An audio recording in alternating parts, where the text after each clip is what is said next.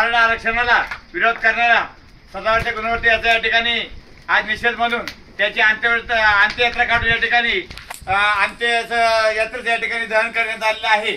त्यांच्या या ठिकाणी मराठा जोपर्यंत आरक्षण मिळत नाही तोपर्यंत आपण त्याचे नंतर आरक्षण मिळाल्याच्या नंतर 10 या ठिकाणी आपण 30 तारखेला काढणार आहोत। तरी सर्वांनी या ठिकाणी उपस्थित राहावे आणि या नाकारत्या सदावर्त्याला आपण सर्व ग्रामस्थांच्या वतीने एक नालायक भावपूर्ण अशी श्रद्धांजली या ठिकाणी अर्पण करतो आणि या ठिकाणी थांबतो।